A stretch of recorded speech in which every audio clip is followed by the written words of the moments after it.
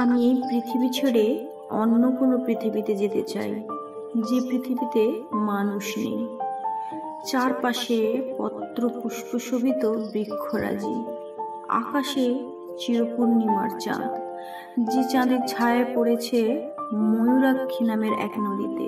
সেই নদী স্বচ্ছ জলে সারাক্ষণ খেলা করে জোছনার ফুল, ফুলের বন থেকে ভেসে আসে। প্রত্যেকের বুকের নিভৃতে কিছু দগ্ধক্ষত থাকে লুকানো, কিছু অসম্পূর্ণ নির্মাণ, ভাঙা চোরা গৃহস্থালির ঘরদোর। প্রত্যেকের নিজস্ব কিছু নিদ্রাহীন রাত্রি থাকে, যাকে চিরদিন নষ্ট চোখের মতো রেখে দিতে হয় কোমল অনিচ্ছার বাগানে, যাকে শুধু লুকিয়ে রাখাতেই সুখ, নিজের নিবৃত্তিতে রেখে গোপনে পোড়াতেই একান্ত পাওয়া।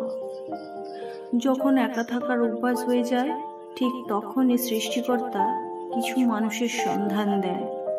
যখন তাদেরকে নিয়ে ভালো থাকার অভ্যাস হয়ে যায়, ঠিক তখনই আবার একা হয়ে যেতে হয়।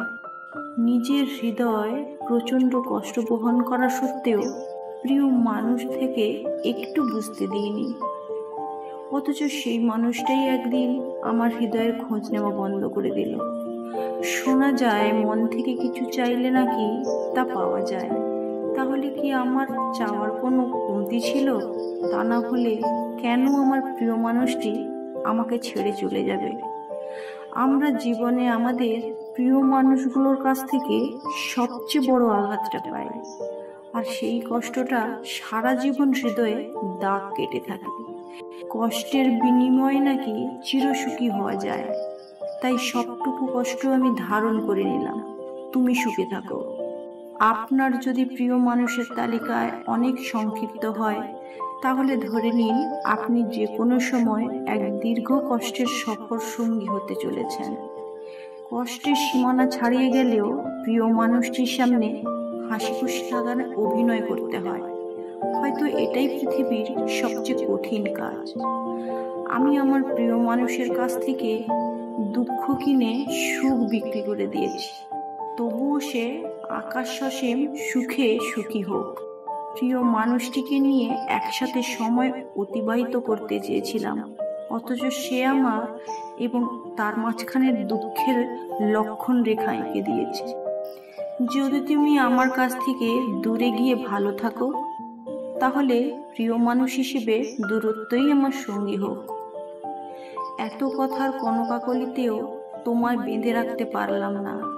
হায় রে প্রিয় মানুষ, না বুঝলে মুখের ভাষা, না বুঝলে মনের কথা। আমার যে চোখ প্রিয় মানুষটিকে দেখার জন্য অধীর আগ্রহে অপেক্ষা করত, সেই চোখেও যে মরচে ধরেছে।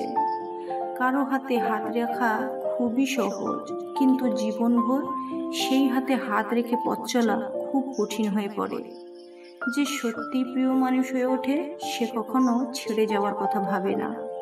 মনের ঘরে ছোট্ট একটা নীড় সাজিয়েছিলাম, অথচ ওই ছোট্ট নীড় ভেঙে আমার প্রিয় মানুষটি উড়ে গেল অন্য কারোর আকাশে।